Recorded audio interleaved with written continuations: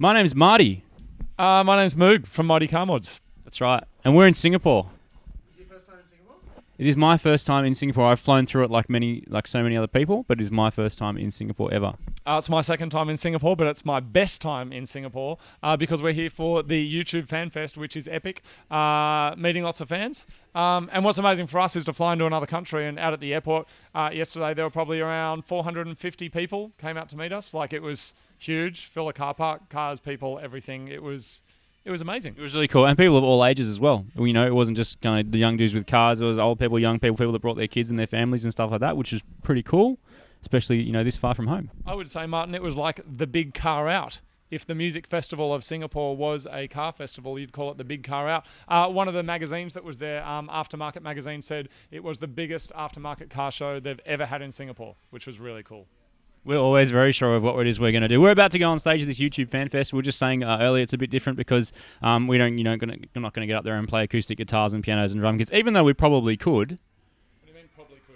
That's what we do for a living. I said probably because that implied I was just being modest. Yeah, we could do that too. But what we're going to do, we're going to get up there and have a chat. They're going to ask us some questions about our show and show some people what it is we do. And yeah, our fan meet that we had the other night, the other day, afternoon, we actually shot that already, which is... I think the interesting thing about our YouTube show that a lot of people don't associate with YouTube is that our videos are long form, so they can go for 40 minutes, 50 minutes, sometimes an hour. And so we don't do 2-minute videos of cats jumping onto pianos or cover songs of Justin Bieber or anything like that. We do long form videos. And it's a how-to channel, isn't it, Martin? We teach people how to do things so they can make their cars and their lives better. That's what it's all about. We got started doing this thing. We worked in a recording studio many years ago, and we both had a common interest in cars, and we started talking about it and saying, you know what would be cool? It'd be cool to, you know, do up a little car that Moog had. I'm going to actually tell the truth. That was great. Here's the truth. That's a truth. I'll tell you what actually happened.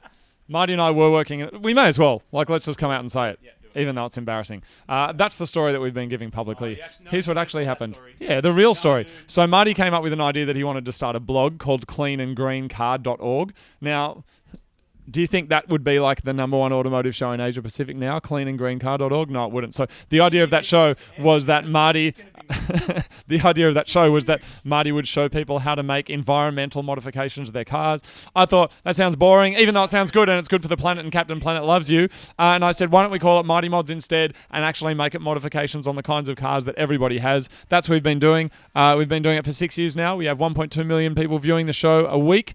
And we teach people how to make modifications from the car, ranging from stereos and speakers through to engine swaps and things like that, with lots of travel mixed in and some entertainment and some comedy and sincerity added in.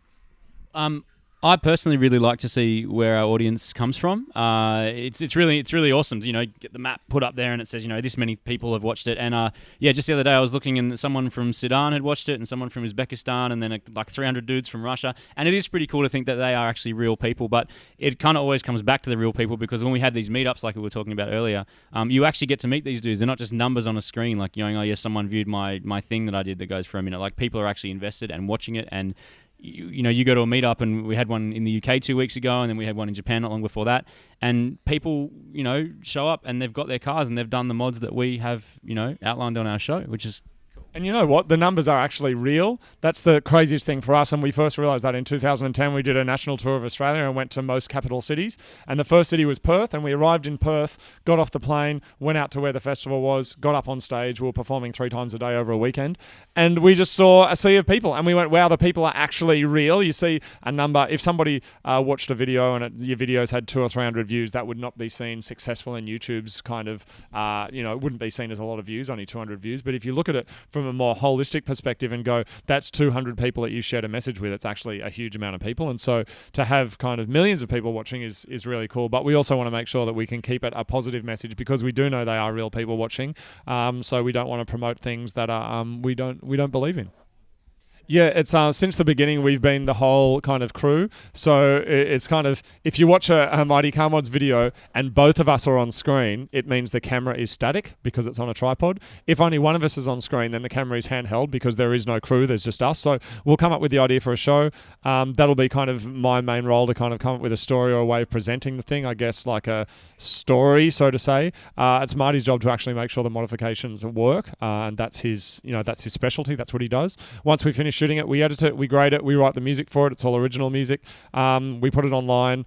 We design the t-shirts. We literally do everything ourselves. There's no crew. It's just us. But you're looking at the crew. Is there a next level of places to take it to? Well, being that we have always done this as a hobby and in our spare time and literally for the love of it, it's always been the reason that we've done it. It continues to be fun, and it continues to be great to come up with new ideas and new things to do. And there's no shortage of ideas when it comes to cars. I mean, they're cool things. People love them. People all over the world love them. And yeah, there's a list about, I don't know, 50 A4 pages long of size 12 text that says we could do this and then this and this. So there's no shortage. So I hope we get to continue to do it because it's awesome. The day it stops becoming fun for us, we'll stop. Because we do work our real jobs as musicians, there isn't this pressure on the YouTube series to continue. So we've made a deal that the day that we go to shoot an episode and it's not fun, we'll just stop, because we don't need that as the lifeline to earn our money, because it is a hobby for us. One of the things that we're really interested in doing is traveling overseas and meeting more people and exploring more cultures, because ultimately there's the entertainment that we want to make for the people, but we also want to grow ourselves as human beings, and I think the best way of growing is putting yourselves in uncomfortable situations and traveling to strange places and just pushing your comfort zone. So on a personal level, I want to keep learning about people and about production and just keep having fun, and cars, and keep having fun. So that's about it.